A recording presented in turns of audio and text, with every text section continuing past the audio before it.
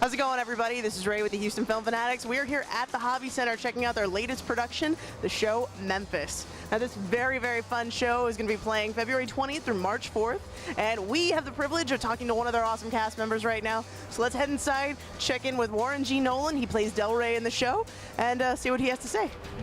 How's it going, everybody? This is Ray with the Houston Film Fanatics, and we are at Seraphim Hall today talking with some amazing cast members from the show Memphis. Warren is here. He plays Del Rey in the show. Well, Tell us a little bit about your role in the show. Well, I play Del Rey Farrow. I am the owner and proprietor of Del Rey's Underground, and my little sister is a singer there. And so kind of my idea of the show is that I really want her to make it to the next stage in her career. And this young man comes in and kind of interrupts our life in dangerous but also wonderful ways. And it's kind of the journey of their love story, but also kind of there's two different sides, my side as well as his mother's side, and it's the past versus the future and progression and stuff. Okay, so for people that may not be as familiar with the show, it's about a white radio DJ who is basically trying to break, I guess what would color be wall, I guess yeah, you could that's say. a good way to put it. The color wall, and get black music on the radio. In the center of the radio, because it was always relegated to the sides, and like now he's like, I believe this music has value, and it should be right in the center of the radio dial.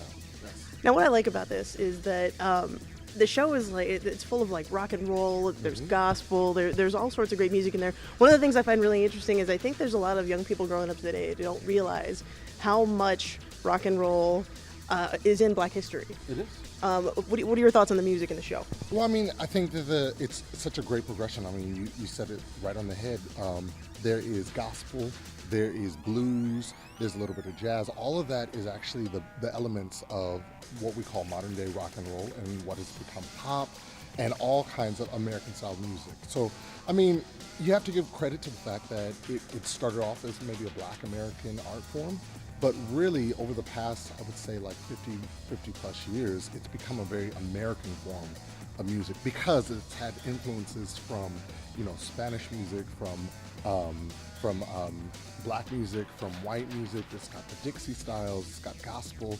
Everything has been kind of put into this melting pot and it's created a truly American style music.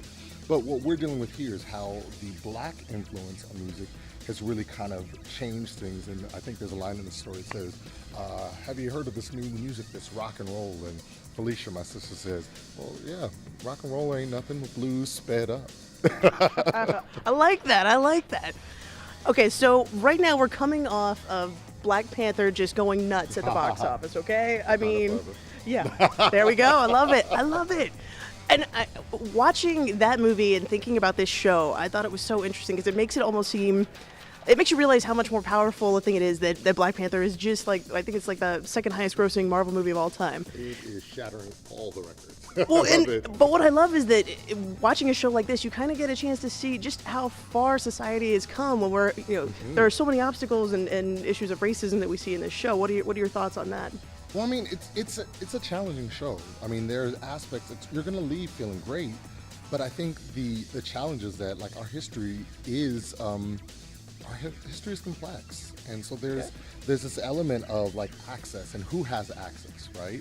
I mean, even in the way the story is kind of presented, Del Rey has got a successful business owner, but he can't get his sister anywhere on the radio, and Huey, who's kind of a young man who's kind of searching and finding himself, kind of stumbles into a job, and then he has this access that Del Rey could never have.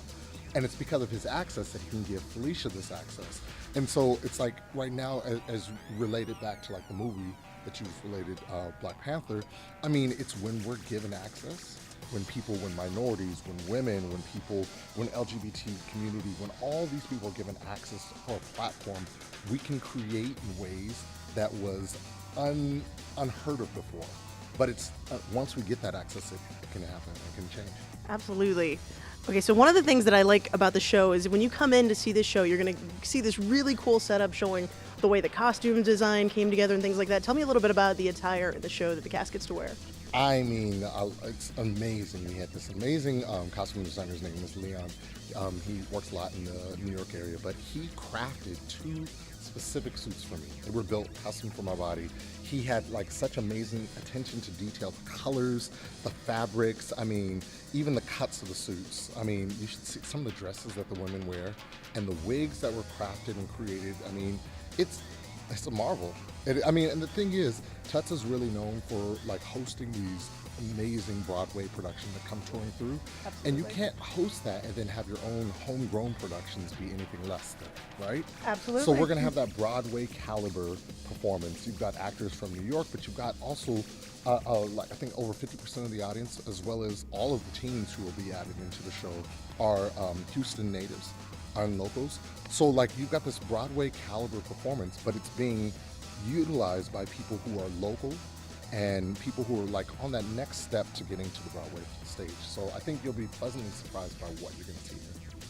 Now, what is your favorite part of this show? There it looks, I mean, just from even seeing the previews and stuff like that, I mean, if you're seeing the commercials and stuff on air, I mean, the dancing looks phenomenal. There seems like there's so much passion in the show. What is your favorite moment of the show? Let me see. I think it's weird because like I love my moments. Obviously, I'm going to love all of my moments. But I think the moment that really touches me the most is somewhere in the second act. It's a song called "Memphis Lives in Me," and I think it just has such it's a beautiful story, and it's this idea of like where you're from will never leave you. And the protagonist, Huey Calhoun, I mean, he's speaking it after some major things have happened, but it just touches me every time. I feel sad that I don't actually get to be a part of that number. But it is it's just an amazing experience, and it's a testament to also the performer, Barrett Riggins, who sings amazingly.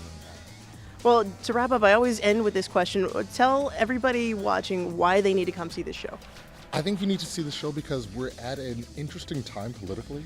There's a lot of transition. There's a lot of kind of complex situations that are happening. And this is just a reminder of where we came from. And it's kind of a shock to the system to know like, hey, we don't want to go back to that. We were made to go forward. And if these characters in this story, which is based off of some true events, were able to push through in the face of insurmountable odds, it seems like we can do that because it's that much better for us. So I think it's an opportunity to see what the past was, to know what we never want to repeat. Absolutely. Now, you guys need to get down here. You need to come and see Memphis. It is going to be an amazing show. Come see Warren. It's going to be amazing. And you guys have until March 4th to see this show at the Hobby Center. Tickets are available online, so please come check this show out. Thank you so much for talking with us today. I really appreciate it. Well, there you have it, guys. I want to give a special shout out. Thank you so much for Warren to taking the time talking with us today. Of course, you need to get down to the Hobby Center and check out Memphis, this amazing story, which is based on a true story. You're going to want to see here at the Hobby Center. Tickets are still available at tuts.com, and you can see it now through March 4th. Come check it out. It's going to be a good time. You're going to enjoy it. You're going to come out tapping your feet. I promise you. See this show. We hope you guys enjoy it. Thank you all so much for watching. This is Ray with the Houston Film Fanatics, and we'll catch you guys next time.